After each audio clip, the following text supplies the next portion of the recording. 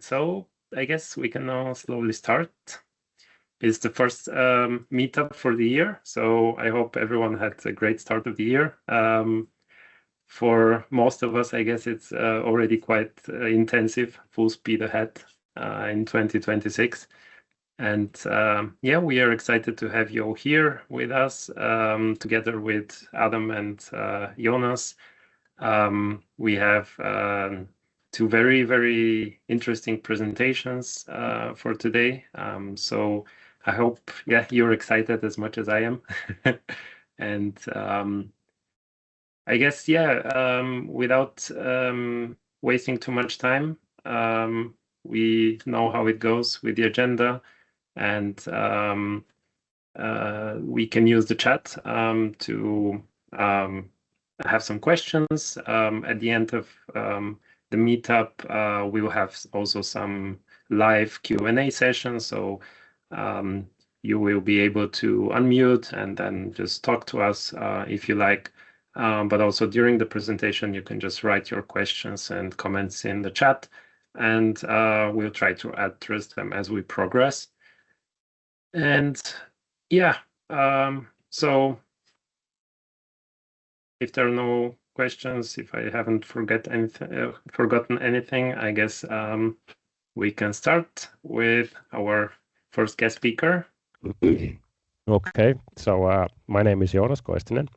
I'm from Finland. Company is in Finland. Name of the company is Crane Optimizer. That's my own special project that I started a few years ago. It's a solution for optimizing cranes, validating cranes, and doing, in general, crane planning for construction projects. And what you see here is the dashboard that comes that I give the clients access to. So this isn't purely a standalone app, not something that the client at this point can upload their models and data and then start working with it. So I sell it as a service because there's a lot of stuff that needs to be prepared. And the nature of the problem is such that a single mistake might kind of ruin the whole calculation. So I do a lot of prepping for the BIM and calculating the weights correctly and validating a lot of stuff there prior to getting to this. But once we get to this point, this is what I give my clients to, and I usually do also the crane planning part for projects and give my suggestions and view on how the crane plan should be done. And as I said, a few years ago, I started working on this. The idea came from a project where with some Excel work, I calculated the same kind of thing, and we found out that we couldn't lift all the concrete prefabs, and we found out maybe 20 walls that we had to split. But we saved a lot of money because we didn't have to get the mobile cranes just for a few lifts, and that's when I got the idea that perhaps this could be turned into like a special project of mine. It's a kind of a niche specialist subject, but it's narrow enough for one person company to operate this whole system here and provide a service like this. And yeah, so I think we can jump into the app. In the past I had a look at different 3D engines. I couldn't really find anything. Then I bumped into xeokit, and I have been very happy since then. And on the left side, you've got the 3D view, xeokit, working. On the right side, you've got the chart. I'll show you later how that works, and just a few different buttons and adjustments to visualize the results in different ways. And basic idea with the tower cranes. So we're in the tower cranes now, and for the record, this is the development version. So there might be some bugs, and usually during demos there are some bugs, unpredictable things. But that's because the mobile crane part is still something that I'm working hard on to get it running in a few months for the first projects. But tower cranes idea is this. So you can see the white area kind of like a grid line modeled here, and have the few different optimization modes. And once we start clicking those, you can see the heat map created. And obviously green is the best location, red worst. And in this project, it's quite obvious that, yeah, if you want to do the lifts with a single crane, this is the obvious place. But sometimes we end up in a situation where we cannot, for whatever reason, put the crane here, so we still want to compare different locations. And for tower cranes, once I select the point here, you can see the distribution of the elements, so weights and distances from the selected point here. And now we start seeing why I like xeokit so much is that the speed at which we can just manipulate the model and colorize it is something that I haven't really seen in other solutions. So this is like, for me, the main reason to stick with xeokit is the speed of it.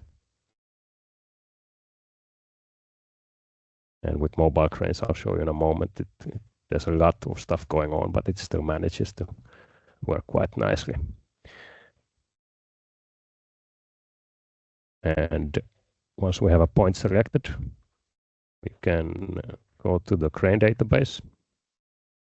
So I'll try to choose one. Not quite sufficient for this, so let's select clearly a too small crane. So this is for the actual crane.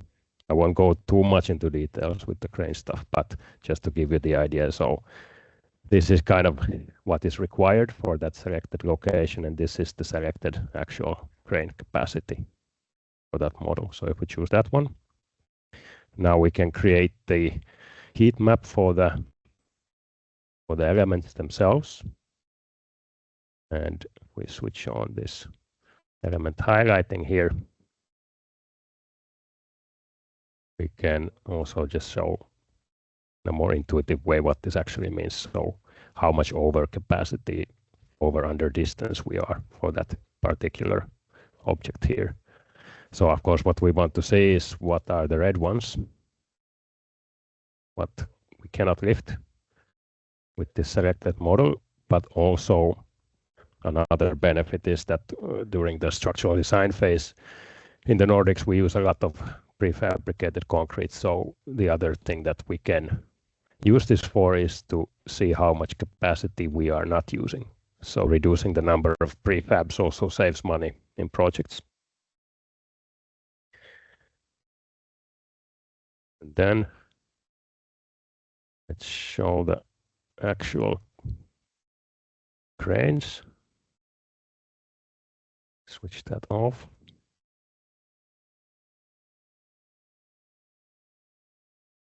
So here is the crude 3D model of that particular crane. And from the settings we can, let's change to orthographic view. So we have a little bit better view for this, so we can adjust. We can do this traditional crane planning where we check the hook heights for the tower cranes and see more or less how high the tower crane needs to be. And for our, let's say, more classical capacity check, you can also create the radius here. I'll just switch the viewpoint a little bit. And this radius and a lot of these objects, these are created with xeokit. So these are xeokit geometries. So not something that is pre-modeled. Some parts are pre-modeled, but for example, the green radius here, that's something that is created with the xeokit. And then do a more manual check for what is the capacity at which point. And again, this a small detail, but these texts are something that also xeokit is managing, kind of hiding all the numbers that don't match with the string that we are giving, and then visualizing only the number. So there's a lot of kind of iteration going on here with this 3D text here that is changing.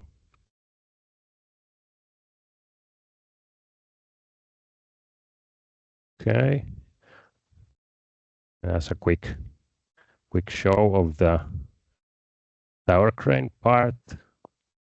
At this point, if you have any questions, we can, before we move to the mobile crane part, do we have any questions yet? Nothing in the chat yet. It looks very impressive. So yeah, just uploading emojis so far. Yeah.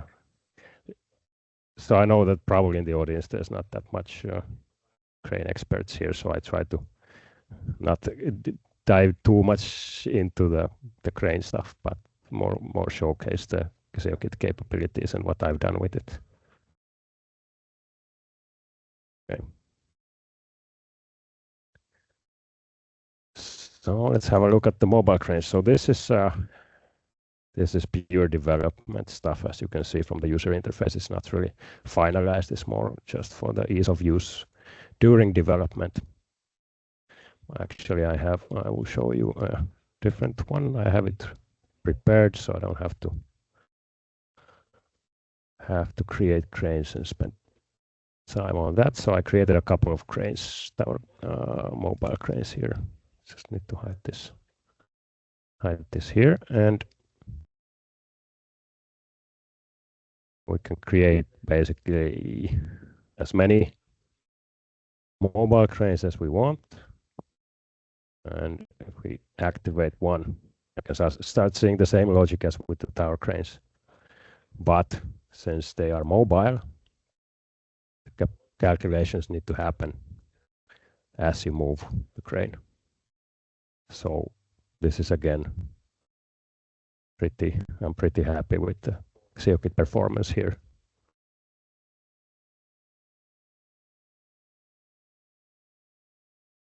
I have the just different ways to manipulate the mobile crane, the boom angles and the crane rotations and so on.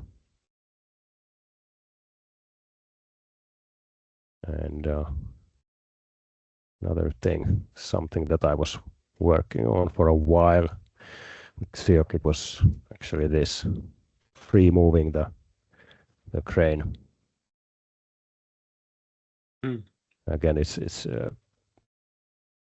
maybe doesn't seem like much, but it's pretty fast for what's happening there in the background. What else? Yeah, so can. Are you like checking allowed? Yeah. Are you checking allowed positions in the background where a crane can be positioned, or? At this point, there's no sort of automation for that. But let's say that if you model some of the topography here as well, you'll start getting more into that. Nice. Kind of like just needs to be manually checked at this point, but to see the spatial requirements for the cranes and of course the 3D models, while they are quite crude looking, I try to keep the geometry very simple so that I'm not spending a lot of memory on that. But the size represents the actual model of the crane, so we can be sure that that's the size that it takes. And usually projects have some special conditions. This one had this other part of this apartment complex being built at the same time, and they had their own tower crane that worked as an obstacle for this one. So that was something that I just model and add as a static model here for visual inspection, that where can we actually have those cranes. Yeah, and I have to say that with all the different mobile cranes, this becomes like exponentially more difficult, and I am really, really happy with xeokit, how well it works with all the features that I want, and not too many things that I'm missing here. So I can be pretty sure if I have an idea that I can somehow execute it with this. That's of course, happy to hear that. Yeah. So the product data, the crane data is actual data from manufacturers, or? Yes. Yeah. So the manufacturers, they publish their data sheets and they have those tables there. It's not the full table. If you get your hands on the actual crane manual, then it will have more information, but that's a little bit difficult. They don't publish that information. Even the data sheets, they don't really, they're locked PDFs. They don't give out the table in a tabular format. So we just have to get it from those things manually. But yeah, I mean, you start seeing some restrictions, like when you have this crawler crane with the jib. When you start changing the lengths of the jib for each different setup, it has to check if this boom length is allowed, if it's part of the data published by the manufacturer. So it's a little bit problematic for me because I know that there are more settings than what I am showing here. But on the other hand, because this isn't for crane rental companies, this is for construction sites to do this kind of initial planning of the cranes before they choose any models from a crane rental company. That I will not give information that is not publicly available from the manufacturers. Mm-hmm. And that's also kind of like in a way, liability matter as well. Mm-hmm. Nice. Oh. Yeah. Okay. I don't know if I have much else to show, to be honest here. Yeah, some. So yeah, of course, reminder, guys, to ask your questions in the chat. If you, of course, happen to think about something else later on in the presentation, you can also bring it up there. But yeah, I can definitely share. Of course, I've seen especially the tower cranes I've seen before, and I'm generally quite amazed by what's going on there, and this kind of interactivity and on the fly colorizing depending on the diagrams in the background and everything. It's it's really amazing. Yeah. And visually appealing, I would say. Yeah, I think important in this particular case that it's intuitive to understand the results. The only thing I didn't show is this. I started using the sections for the first time. So you can get this kind of, this is what some clients were asking, to get this kind of just a section view of the crane. Mm-hmm. Cut from there, and once you have this section, you can also just move the section with the building. Again, it's really nice performance, I have to say. It works as smoothly as you would want it to. Are you using section caps in these section views? Yes, or caps.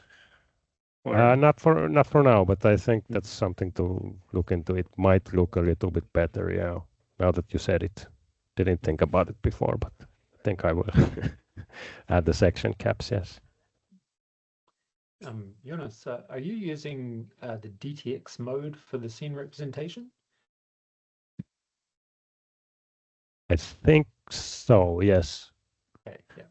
Because we internally we have two ways to represent the scene: vertex buffer objects and data textures. And so I'm just curious which one you're using, since you're I'll check that for you, because I remember playing with these settings because there was something with the transforms that wasn't working with the other setting. I can't remember in detail anymore because I'm not a 3D graphics expert, so for me it's really a lot of trial and error here.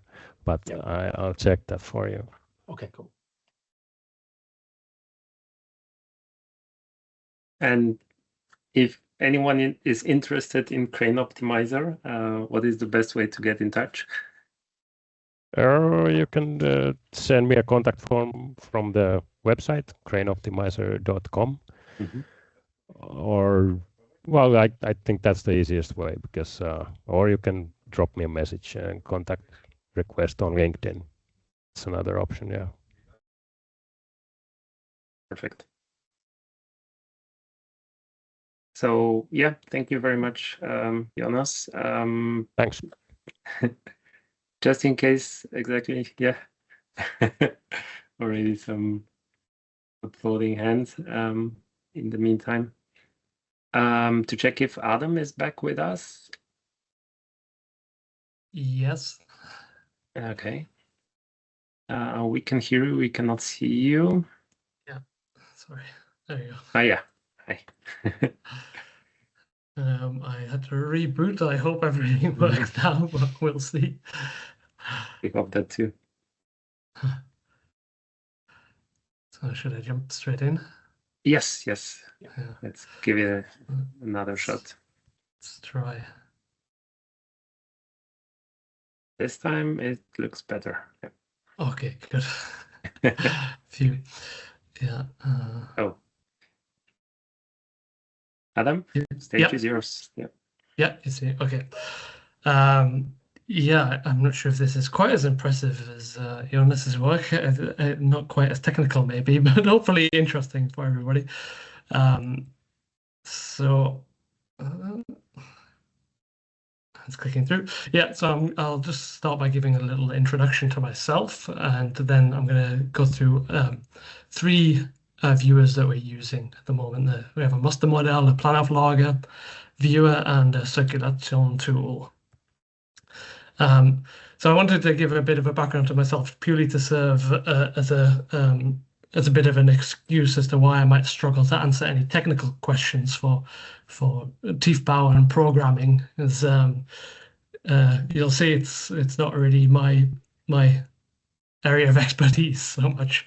So I started with Tiefbauamt about 5 years ago, and I started there to help introduce the team here to working in 3D modeling and BIM, and also automating some workflows, working with GIS data to automate GIS to BIM workflows, also with FMA, implementing BIM and modeling standards, and then later came creating some BIM viewers. But before that, I was working as a CAD specialist for an architectural firm, doing architectural structural models, drawings, as technical designer for museum exhibits and installations, and modeler detailer for a company doing timber buildings and bridges. And I started my professional career as a mechanical engineer, doing design development engineering for a manufacturer. So yeah, my background really isn't so much in Tiefbau or in programming. Programming experience is very limited. Some VBA in Inventor and Excel back in the day, just small amounts, and then Python up until now, but not developing any specific apps necessarily, mostly just in Grasshopper and Dynamo to get around sort of non-standard workflows, really. Oh, yeah. And then lately, in the last 2 years or so, I think I started to work with JavaScript and HTML and CSS. So, yeah, programming is I'm learning as I go and hacking solutions, really. So I started to work on the xeokit viewers. First, I started to work on a pilot project myself, just build a very basic viewer to see if things work, and then I hit my limit when we started to integrate it with systems here at the Tiefbauamt and the databases that we're using. So brought in Raphael de Schuur, who's the leader of our GIS team here. He's a GIS specialist, but also a very good developer, and then I was working on some of the front end stuff and with help from Raphael. And then for some of the models that you'll see here, they were done by Svinton Mietzari. And he's moved positions now. He's the BIM-verantwortlicher for Bauprojekte. So to go into the different viewers that we're using now, this is the BIM muster model viewer. And I say it's publicly accessible. I think it is, but I haven't updated it in a while, so it has some old attributes and stuff in there. We haven't fully released it yet, but the plan is to use this viewer to provide an example of BIM models that conform to Tiefbau standards. Some small custom features that we implemented were just view filters to show the existing model and the project model, and more filters for thema, just showing different topics. Slight adaptation of the section tool and showing custom information. And if I can switch to live demo, hopefully. You still see my screen? Yes, Yeah. Good. Good. So yeah, we're starting to build out this muster model or example BIM model. The plan is to expand it with services or pipe work and some architectural elements, but at the moment we're mostly focusing on the Tiefbau part. So we have the existing model, situation model example, and then the project model, thema, different view filters again, and a basic. And then implemented a section tool. When we first started using xeokit, we had the standard section tool where you click a surface, but because it's Tiefbau and a lot of the surfaces are horizontal, then you have to manipulate it, wrangle it a little bit to get it into the position that you wanted. So we adapted a sort of 2-point click for a vertical section. And then we have hopefully some attributes from the model, just the attributes that we would like people to include in the models that are delivered to us in the future. That's the muster model viewer. Then we have the Planauflage tool, and this is another publicly accessible viewer. It's available online and at the Tiefbau. It's for public project proposal review, and the functionality has been a little bit streamlined to hopefully make it a little bit easier for people that don't have a technical background or haven't used BIM viewers before. So this is we have a large touch screen that the public can also come and use. This is traditionally with the Planauflage stage in a project is where it's open to the public so they can see what the project proposal is and make comments on it. So usually they would have the 2D drawings posted up on the walls in the Tiefbau. Now we have also BIM models. So we wanted the public also be able to be able to access that in the office itself. So yeah, we have the touch screen set up for them. So I'll show the traditional sort of technical drawings that we post up on the wall here in the Tiefbau, and you can see maybe the difference between the two. So might not be so accessible for some people to understand what some of the symbols mean or what some of the line types being between the existing situation and the proposed project, or maybe like these are bicycle posts, and it might not be so obvious at first glance, but hopefully when we go to the plan of logger viewer, then we have the same view filters here to show the existing situation and project model.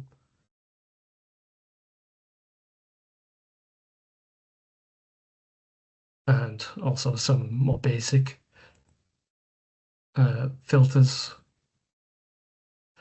and some basic information for the modeled objects, but not all of the attributes that we have in a full BIM model necessarily. Yep, that's a plan of log viewer. There's a QR code if anybody wants to check that out. I have to say I didn't really anticipate that it would be used on cell phones, so the menus are a little bit all over the place. If you check it out with your mobile cell phone, maybe I'll fix that for upcoming releases.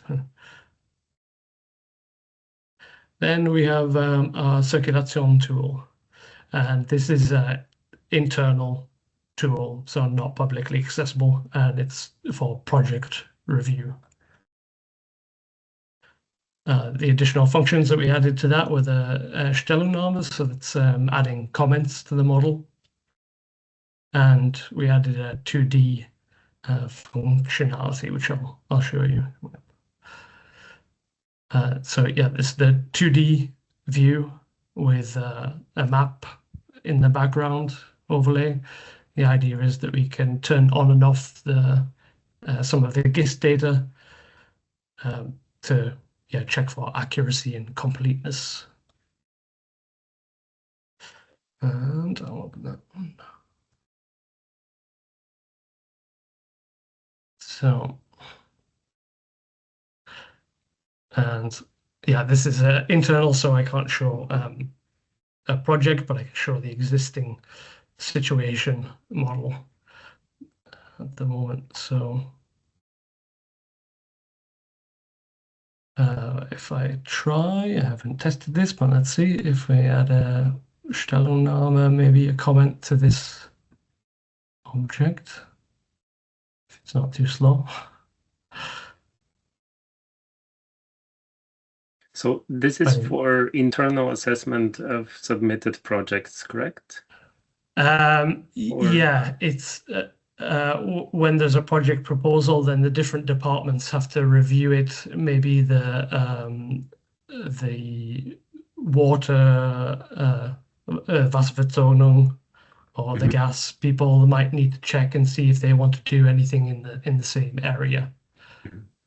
And do you also coordinate with the company that has submitted this project proposal, or it's purely internal then? Sorry, say again?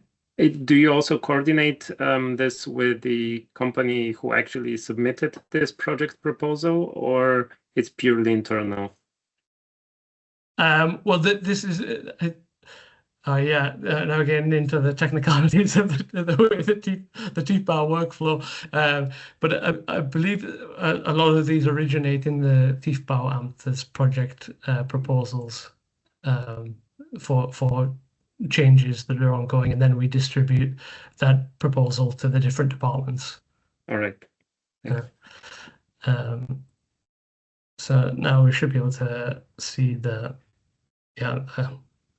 comment that I've made, and then we can go back to that view and see the selected object there. And I think should be able to see it also in the 2D view. You can also view them there. Obviously, I've only entered one here, but if there are multiple, then you'll see them placed all over this map. Go back to the 3D view. This basically works as a BCF comment, or Basically, yeah, and we can export as BCF as well. Yeah. Nice. So now I'll go into the 2D view with the map behind. So this is there's one canvas here for the xeokit viewer, and then one canvas behind for open layers map in the background, and then synchronize so they move more or less together. And so if I turn off the Strasse view filter here, then we can see some of the Werkleitungen, the services below.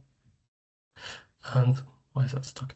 And then compare it maybe with some of the GIS data for the services. Maybe check water. Yeah. So you can see the BIM model is here, and the blue line here is the water below, and the pink line here is the drainage work below. So you can see that everything aligns up quite well, and especially in the early days of the GIS to BIM adoption, then we can quickly check if any pipe work is missing and yeah, or incorrect.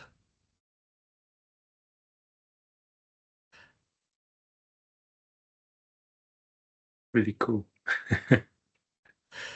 Yeah, and I just wanted to highlight as well at the end here some of the xeokit advantages for us here at the Tiefbauamt.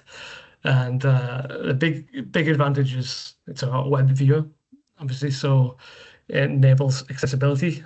There's no need to download any additional software. People can just view it at home, whatever device. Yeah, open source, so it allows us to share it publicly without worrying about purchasing licenses for everybody in Zurich. The large toolkit of available plugins and functions is very helpful for us. The SDK examples and supporting material and code has been incredibly helpful, just easy to start from existing code and then customize it and tailor it to what you need. And then the fact that it's openly available also means that AI seems to understand it pretty well. And especially for me, not having a developer programming background, then using AI to help find solutions to different problems has been a massive help for me. And yeah, highly customizable. So it's been a great help to us here. That's everything from me. That's a really nice summary, Adam. Yeah, thank you for that, for your presentation. Looking at the chat, just a reminder to everyone that you can ask your questions both to Adam and Joonas. And yeah, maybe a short question, Adam. We would get the link to this model viewer, right? You had it as a QR code, but we will send also the actual link after the meetup. Okay, I can give you that. Yeah. Yeah. Mm-hmm. So yeah, you can also test it yourself, and there you can also give feedback to the project, right? No, that was purely when it was open, that phase of the project. It was open to the public. Now I think you get an error when you click the feedback button. Okay, so it's expected because this kind of public discussion phase is already over. Exactly. The Planofflage. Okay. Yeah. Right. Okay. Cool. So yeah, I guess maybe also to mention here, if you have any insights on how this kind of GIS and BIM integration worked out for you. If you had any like major challenges there, or yeah. Well, not really. You mentioned no, that you've used two canvases, right? It was sort of already existing kind of infrastructure here at the Tiefbau. As Raphael had before I started, they developed the 2D platform with the GIS integration there with the pipework, line work view, and so in 2D projects, they also use this circulations tool, but they import PDFs and then they're either georeferenced or you can position them manually and then overlay the GIS data on top of it. So I just looked at the code to see how he did that and hacked it to get it working together with the xeokit viewer on top. So all the technicalities of the database behind it and everything is now.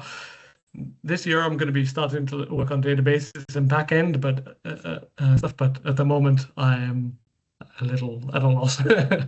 So basically, when you overlaid the xeokit with the GIS layer and the maps, they just fitted together because they were both georeferenced. To understand this correctly, or?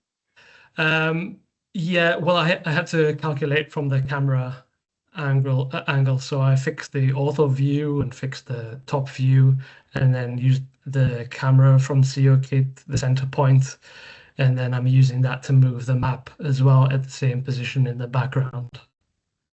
Okay, so when you're doing movement, okay, to adjust, okay, yeah, because they are two canvases, yeah. They're two canvases, yeah. Yeah, makes sense. Okay, but yeah, it's really nice to see real world coordinates and georeferencing in action. It's a long promise from BIM that this would work, and actually also in the case of Crane Optimizer, it's a kind of a BIM use case which you don't see every day, but it's definitely one of these things that are out there and people are using them. So yeah, very, very interesting to see. Thank you very much to both of you, Adam and Joonas. We'll move on with our last quick brief of the latest releases. Of course, chat is still open if you have any questions. So, Lindsay, stage is yours. Hi. Yeah. Okay. I'll go ahead and share. Fingers crossed. Okay.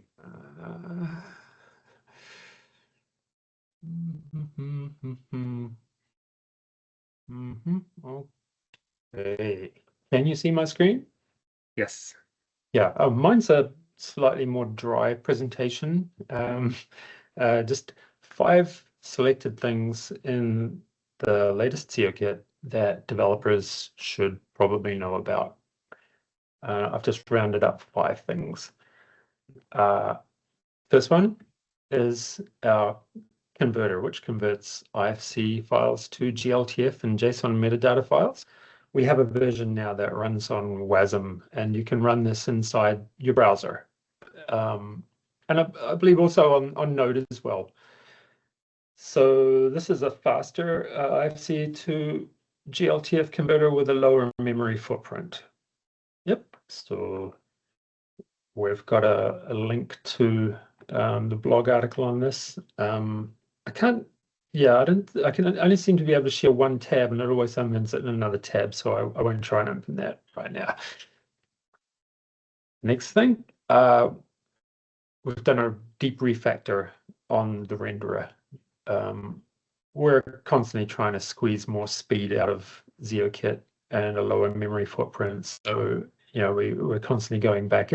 We want healthy, clean code that we can reliably maintain long term, and yeah, this just makes everyone's job easier. And so we're always going back and just trying to squeeze more performance.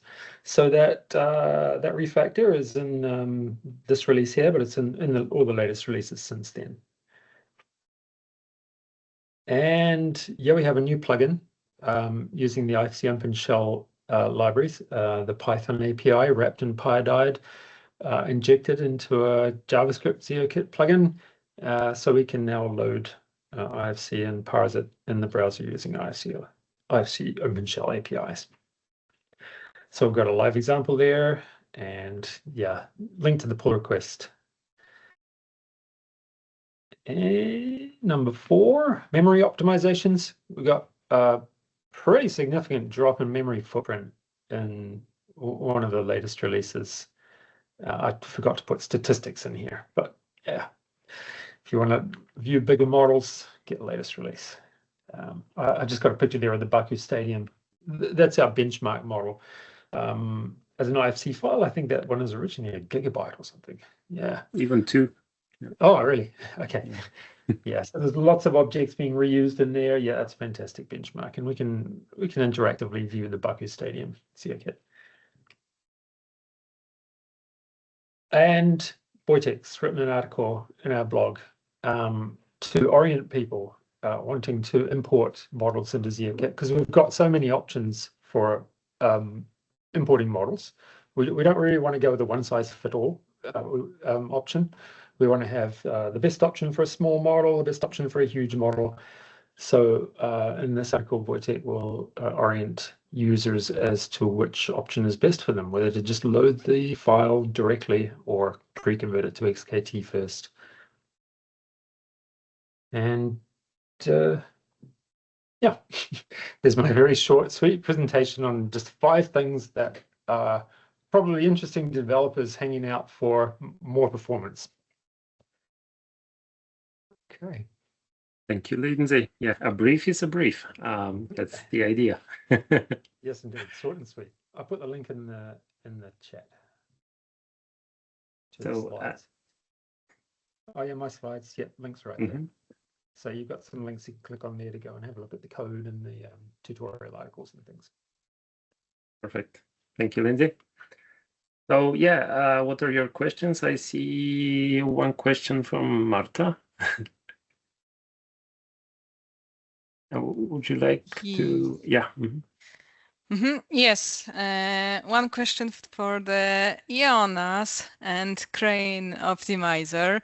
I'm curious. That's the building what you show, and so building model need to be specially prepared or even, I don't know, processed or calculate, especially this position of this prefabrication element. So how it works, because it looks like beautiful with the cranes, but yes, what about this, I don't know, calculation processing part of the model? Yeah. Yes, and that's why that's the main reason why I'm still setting it as a service, not as a standalone app for users, because this is like the biggest work I have to do is prepare the model. It's not so much work in terms of like cleaning up the model, but rather to check the geometries and that do I get the weights from the model directly, or do I have to calculate based on material densities? But yeah, I do remove all the excess stuff from the model. I typically also model some things that like offloading points or storage points that need to be also taken into consideration, where you are lifting from, not just where you are lifting to. But otherwise, it's a pretty typical structural model that I get.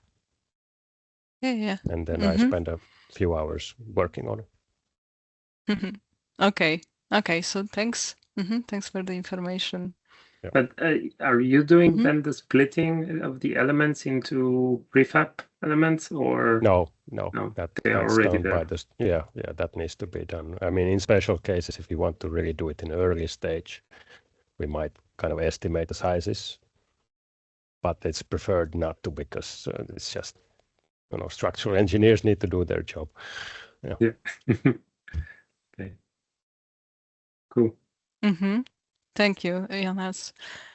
Yes, and I have second question for Adam and exactly City Zurich.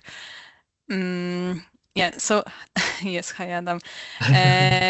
I'm curious about first comments or feedback from the residents, yes, from the city of Zurich. So first point, yes, what is the feedback from using your viewer? Because they are like what I understood, they're like a publicly available, yes, and everyone can use it viewer. Yeah. Now, I was more interested in the functionality of the viewer rather than the project itself. And as far as I remember, I think it was all positive feedback. I can't remember how many comments that we got about the viewer itself. And I don't know, we don't track the numbers of people actually using it and viewing it. But I think generally the feedback was positive, I think. And you asked there as well if we will show more public models. Yeah, the one I showed you in the circulation tool, after that's done internally with comments, I think that will also go to the Planauflage tool and will be shown publicly also. So any BIM project that goes into that phase will be shown in the future. At the moment, we only have the one available. Okay, great. Thank you, Adam. Nice. Sounds like an established process already. Yeah. Getting there. Very nice. Thank you. Yeah, we're really happy to see how open source really helps such use cases to become reality. And of course, it's not just about the tool, it's really the people behind that you really make great use of that tool. And you've done really great job using it in these applications. So we are genuinely impressed and very happy that you share all of this with us and the community. So yeah, I guess if there are no other questions, yes, I have one question actually for Lindsay about the IFC OpenShell element. Is it the full functionality of IFC OpenShell then available in xeokit, like editing IFC files? No, just loading, just parsing the IFC. Just parse it, okay. Yeah. So far. A follow-up question to that, Lindsay, as well. Is there a size restriction on the IFC model? Ooh, yeah, we wish we knew. It's really hard to anticipate how much load an IFC model is to parse because of the geometry defined by like spline curves, where you could end up with a really large number of triangles. It's hard to say. It's more about the complexity of the IFC than the size. In our experience, we don't really know where the hard limit is because we just don't know how complex the IFC file is going to be. It could be full of extruded objects and revolved objects and still be a really small file that takes a long time to process. Short answer, no. It's hard to tell at the moment. Thanks. Yeah. I also hope that we can do our next xeoMeetup on that topic. It would be quite interesting to exchange. One more question at the end here. Exactly. I'll just answer that one. It's creating a scene model. Just to repeat the question, what kind of geometry does IFC OpenShell Loader plugin create? Is it readable geometry or VBO geometry? It's actually creating a scene model, which can be either internally a VBO representation or a data texture representation, depending on the flag you set. Readable geometry, each readable geometry represents a single draw call. So we don't use that for models. We use that instead for like helpers and widgets. that need to be dynamically created and destroyed in the scene. But no, we load into a scene model because that batches the geometry for fast rendering. All right. So I hope this answers the questions. Just in case I've unmuted you, Irai, I hope I pronounce your name correctly. So if you would like to add something.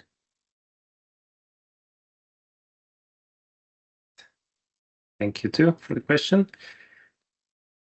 So yeah, let's say we are right on time with the official part. Of course, we are here.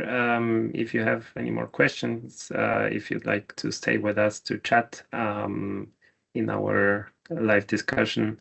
But let's say, yeah, the official part, I guess we can conclude, wrap up. Looking at the chat, no last-minute questions. So thanks again. Thank you very much, Adam and Joonas. It was really, really impressive stuff that we've seen here. Thank you for being with us.